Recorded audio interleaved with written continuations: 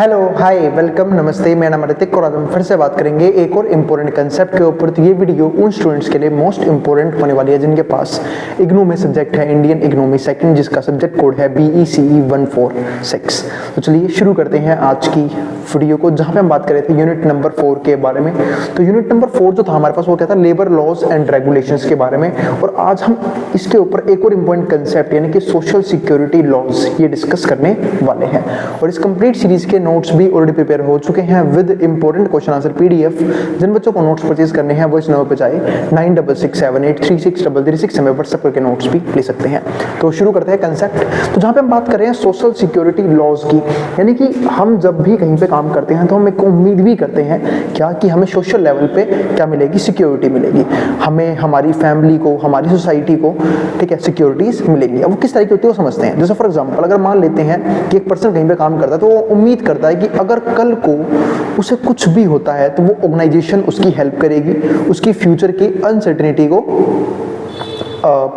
में जो भी फाइनेंशियल लॉसेस हुए हैं उसे कवर करने के लिए। फॉर एग्जांपल PF का बेनिफिट मिल सकता है जिसे हम प्रोविडेंट फंड बोलते हैं, इंश्योरेंस मिल सकता है, हेल्थ इंश्योरेंस मिल सकता है, हेल्थ कवरेज मिल सकती है, मेडिकल फैसिलिटीज मिल सकती हैं। तो ये दुनिया भर की सोशल सिक्योरिटी स्कीम्स हैं, ठीक है, जो एक ऑर्गेनाइजेशन प्रोवाइड कर सकती है अपने एम्प्लॉइज को। तो इसी वीडियो में हम जो है ना वो अलग अलग सोशल सिक्योरिटी लॉज के बारे में डिस्कस करने वाले हैं। तो एक एक करके करते हैं। तो सोशल सिक्योरिटी लॉज, तो social security is the protection. तो सोशल सिक्योरिटी क्या है? एक प्रोटेक्शन है which society provides for the members against the economic and social distress.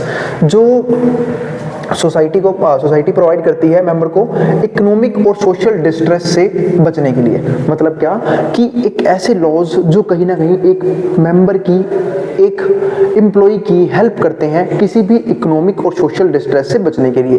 The state bears the primary responsibility for developing appropriate system. अब जो state है, इनकी जो गवर्नमेंट है, वो यहाँ पे एक प्राइमरी रिस्पॉन्सिबिलिटी प्ले करती है कि वो एम्प्लॉयज को प्रोटेक्ट करेगी, सिस्टम्स बनाएगी ताकि जो भी वर्कर है उसकी फैमिली और वो वर्कर खुद अपने आप को सेफ रख पाए और या फिर प्रोटेक्ट रख पाए किसी भी अनसर्टेनिटी से, किसी भी फाइनेंशियल लॉस से।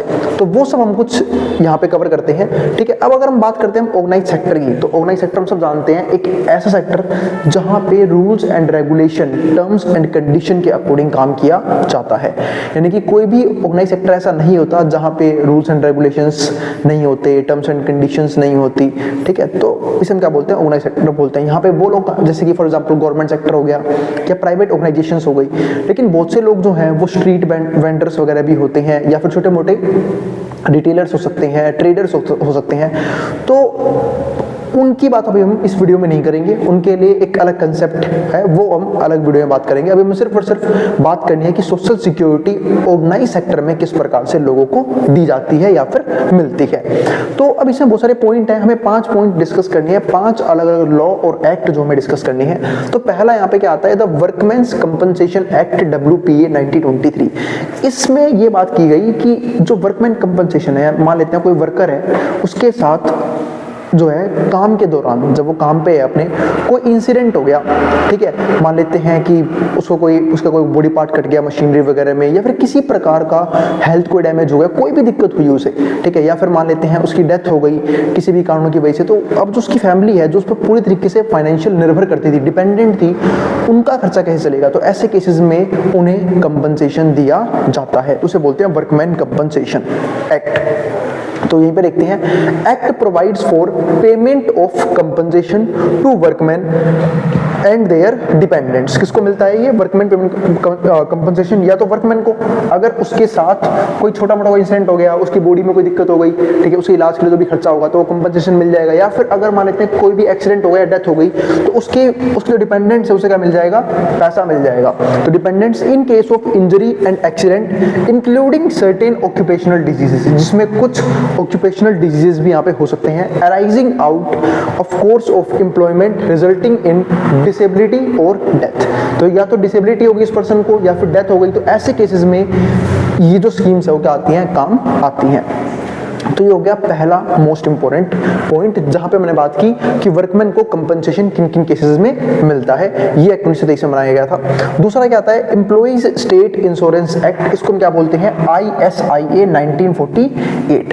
अब यहाँ पे हम बात करेंगे एक एम्प्लॉय के इंश्योरेंस के बारे में। तो act provisions and employ state insurance scheme, इसको हम क्या बोलते हैं, ISIS, administered by the employees state insurance corporation, ISIC। ध्यान रखना, जो प्रोविजन है वो है ISIS के ESIS के अकॉर्डिंग, और जो हमारे पास कंपनसेशन है या फिर जो एडमिनिस्ट्रेशन बॉडी है वो कौन सी है, ESIC।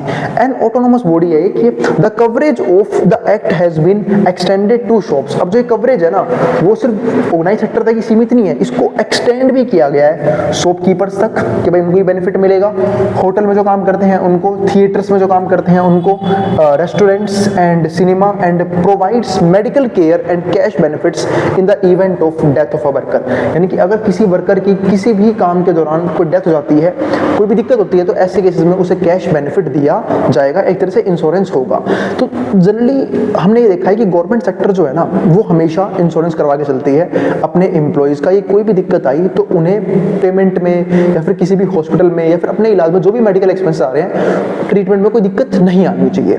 लेकिन हमने प्राइवेट सेक्टर में एक दिक्कत ये भी देखी है कि जो भी ये स्कीम्स हैं या फिर जो डिफरेंट लॉज हैं वो बहुत कम फॉलो होते हैं। क्यों? क्योंकि एडमिनिस्ट्रेशन प्रोसेस जो है ना क्या है, बहुत ज्यादा टफ माना जाता है। तो ऐसे केसेस में लोगों का इंश्योरेंस ज्यादातर प्राइवेट कंपनीज तो करती ही नहीं है, ठीक है। तो या तो उनके पास खुद का सेल्फ इंश्योरेंस होना चाहिए, वरना हमने ऐसा देखा है कि जिनके पास दो तरह के इंश्योरेंस नहीं होते, फॉर एग्जांपल मान लेते हैं लाइफ इंश्योरेंस नहीं है, हेल्थ इंश्योरेंस नहीं है, तो उनकी फैमिली को बहुत ज्यादा डिसएडवांटेज या फिर फ्यूचर में फाइनेंशियल लॉस होने का खतरा होता है। क्यों? क्योंकि कोई बीमारी आई तो उनको या तो अपने एसेट सेल करने पड़ेंगे, या फिर अगर उनके पास पैसा नहीं है, एसेट्स नहीं है, तो डेट पे वो इलाज करवाना पड़ेगा, ठीक है। क्योंकि इलाज सस्ता तो है नहीं, खासकर हमारे इंडिया में। अगर हम प्राइवेट सेक्टर की बात करते हैं तो अब कई जने बोलते हैं भाई गवर्नमेंट सेक्टर भी है, लेकिन गवर्नमेंट सेक्टर में किस तरह की फैसिलिटीज हैं क्रिटिकल इलनेस को लेके वो हम सब जानते हैं, ठीक है। तो बहुत सी दिक्कतें हैं। तो ऐसे केसेस में ये इंश्योरेंस जो दिए जाते हैं ना, फिर जो कैश बेनिफिट दिया जाता है वो काम आता है।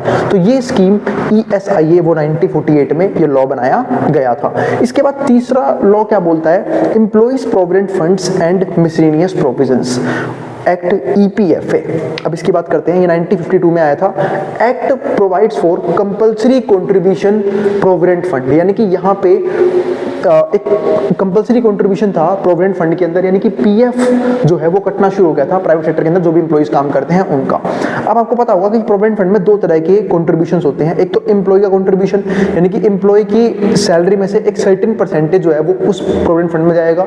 दूसरा क्या होगा कि एक होता है एम्प्लॉयर्स कंट्रीब्यूशन, कि एम्प्लॉयर भी अपनी तरफ से कुछ पैसा उसमें जमा करेगा, और जो दोनों मिलके ना लमसम में मतलब एक स्पेशल टाइम पीरियड के बाद, एक पर्टिकुलर टाइम पीरियड के बाद एक अच्छा खासा अमाउंट जो है उनके पास हो जाएगा उस एम्प्लॉय के पास, जिसका वो बेनिफिट अपने किसी भी फाइनेंशियल नीड्स के लिए यूज कर सकता है, ठीक है। दूसरा कोई भी फाइनेंशियल अगर बर्डन आया तो वो उस पैसे को यूज कर पाएगा। और रिटायरमेंट में अगर तब तक उसने कोई पैसा यूज नहीं किया तो रिटायरमेंट में एक अच्छा खासा जो है पेमेंट वहां पे इकट्ठी हो जाती है, एक लमसम अमाउंट जो है मिल जाता है, जो रिटायरमेंट में जॉब छोड़ने के बाद सर्वाइवल में काम आ सकता है। तो ये सारे बेनिफिट होते हैं किसके, प्रोविडेंट फंड के।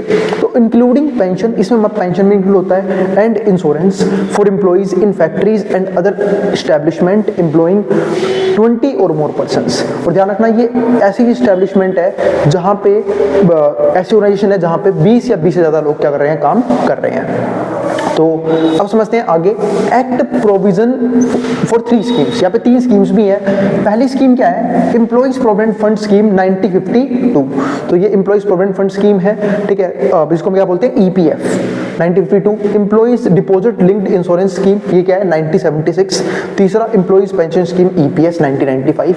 ये 3 स्कीम्स हैं जो बहुत ज्यादा स्पेशल मानी जाती है PF के मामले में, प्रोविडेंट फंड के मामले में। इसके बाद समझते हैं 4th point, maternity benefit act, जिसको हम क्या बोलते हैं, MBA 1961। अब मैटरनिटी बेनिफिट का मतलब क्या होता है कि अगर एक वुमेन, ठीक है, प्रेगनेंसी में है तो उस टाइम पीरियड के अंदर, ठीक है, या फिर डिलीवरी के बाद उसे कुछ टाइम जो है वो क्या दिया जाएगा, छुट्टी दी जाएगी, लेकिन पेड लीव बोलते हैं उसे। पेड लीव क्यों? क्योंकि उन्हें पेमेंट भी मिलेगी, उनकी सैलरी में कोई डिडक्शंस नहीं होंगे और उन्हें छुट्टियां भी मिलेंगी। और जनरली ये प्रोविजन जो है ना वो 12 वीक्स का रहता है, यानी कि 12 हफ्ते, यानी कि 3 महीने ज्यादातर ऑर्गेनाइजेशन के अंदर ये लीव का प्रोविजन रहता है। तो act aims to protect earnings of women employees for a specific period of time both before and after child birth. ठीक है, तो यहाँ पे एक specific period of time determine होता है, मतलब बच्चे से पहले भी, मतलब बर्थ से पहले भी और बर्थ के बाद भी बेनिफिट मिलते हैं। Benefits under act are payable under 3 situations. यहाँ पे 3 सिचुएशन के अंदर पेमेंट मिलती है।